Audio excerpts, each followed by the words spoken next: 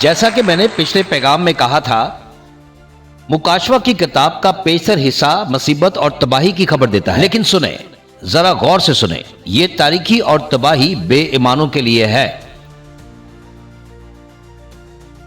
ये बेईमानों के लिए हलाकत और तबाही की खबर है, लेकिन ये उनके लिए नहीं, वो जो मसीह यस्सु में जिंदगी गुजार रहे हैं। हाँ, और ना ही उनके लिए वो जो नए सिरे से पैदा हुए हैं और रूहुल कुद्दस से पूरी तरह भरे हुए हैं, और ना ही उनके लिए जिनके चिराग तेल से भरे हुए हैं। तो चलिए खुदावंद के नाम को जलाल दे, अगर आप सुन रहे हैं।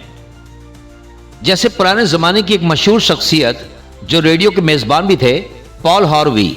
आप में से कितने लोग पॉल हार्वी को याद करते हैं? तो क्या आपको याद है कि उनका मशहूर जुमला क्या था? और अब कहानी का हिस्सा बाकी है। तो चलिए दानियल की किताब 2 बाब और 34 आयत में चलते हैं। देखिए यहां पे क्या लिखा है। ऐ नबूकत नजर, जब तू देख रहा था एक चट्टान जिसका नाम यस्सु था, वो पत्थर जिसे मेमारों ने रद्द कर दिया था, वो इंसानी हाथों के बगैर काटा गया, बल्कि वो अपने बाप के हाथों से काटा गया। और उसने उस मूरत के लोहे और मिट्टी के पांव पर जरब लगाई और उन्हें चकनाचूर कर दिया। फिर लोहा, मिट्टी, पीतल, चांदी और सोना सब के सब टुकड़े टुकड़े हो गए और गर्मियों के मौसम में लियान के भूसे की मानित हो गए। तो सुनिए खुदा के लोगों, ये तमाम सल्तनतें तारीख के कूड़े के ढेर में फेंक दी गई। हवा उन्हें उड़ा ले गई और उनका कोई निशान बाकी ना रहा, नामो निशान भी बाकी ना रहा। लेकिन वो चट्टान, मेरे साथ कहें, वो चट्टान, उस चट्टान ने, जिसने उस मूरत को जरब लगाई थी, एक बहुत बड़ा पहाड़ बनकर पूरी जमीन को भर दिया। और उस दिन खुदावंद खुदा उन्हें ऐसे फूंक मारकर उड़ा देगा जैसे कोई शम्मा को बुझा देता है। और वो चट्टान एक अजीम पहाड़ बन गई जिसने पूरी जमीन को भर दिया। सुने खुदा के लोगों, वो, तुम और मैं और हम वो अजीम कलीसिया हैं जो यस्सु मसीह की है, सिर्फ यस्सु की। जैसा यसाया ने लिखा है कि हुकूमत उसके कंधों पर होगी, वो यानी यस्सु हैरत अंगेज मुशर कहलाएगा, यस्सु कादिर मुतलक खुदा कहलाएगा, और यस्सु ही है जो कहलाएगा कादिर खुदा। मैं ये बात दोबारा कहूंगा, अगर आप में से किसी को ये यकीन नहीं कि यस्सु मुजस्सम खुदा है, यस्सु कादिर मुतलक खुदा कहलाएगा, वो अबदी बाप कहलाएगा, यस्सु सलामती का शहजादा कहलाएगा, और उसकी हुकूमत और सलामती के बढ़ने की कोई इंतहा ना होगी। वो दाऊद के तख्त पर बादशाही करेगा और उसकी सल्तनत पर हुकूमत करेगा, ताकि उसे कायम करे और इंसाफ और रास्तबाजी के साथ उसे मजबूत करे, अब से लेके हमेशा तक उसके नाम की ताज़ीम हो।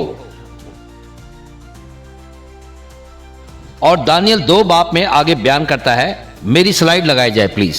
आयत 44 में लिखा है, और उन बादशाहों के जमाने में, याद रखो, आखिरी बादशाहों के जमाने में आसमान का खुदा एक ऐसी बादशाही कायम करेगा जो कभी तबाह ना होगी और ना वो किसी दूसरी कौम के हवाले की जाएगी। वो इन तमाम बादशाहों को कुचल कर खत्म कर देगी, लेकिन खुद हमेशा हमेशा और हमेशा कायम रहेगी, यानी हमेशा कायम रहने वाली, हमेशा हमेशा और हमेशा के लिए कायम रहने वाली बादशाह। ऐ बादशाह नबूकत नजर, ये उस ख्वाब का मतलब है, उस चट्टान का जो यस्सु मसीह की नुमाइंदगी करती है, जो इंसानी हाथों के बगैर पहाड़ से काटी गई थी। ये वो चट्टान है जिसका नाम यस्सु मसीह है।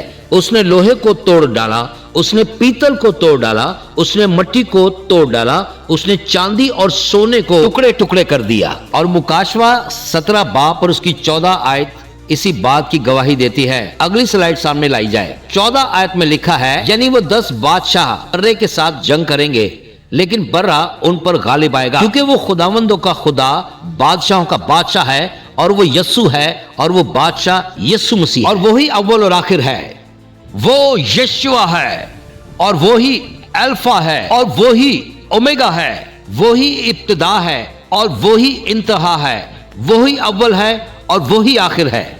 और उसके साथ उसके बुलाए हुए, उसके चुने हुए और उसके वफादार पैरोकार होंगे। तो क्या आज इस घर में कोई ऐसा है जो वफादार कहा जाता है? क्या यहाँ कोई ऐसा है जो वफादार कहलाना चाहता है?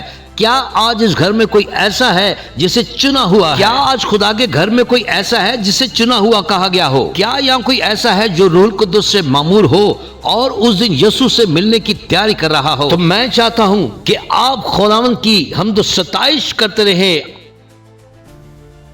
Hallelujah, hallelujah. यीशु वापस आ रहा है। जी हां, वो वापस आ रहे हैं। जिस पत्थर को बीमारों ने रद्द कर दिया था, वही कोने के सिरे का पत्थर ठहरा।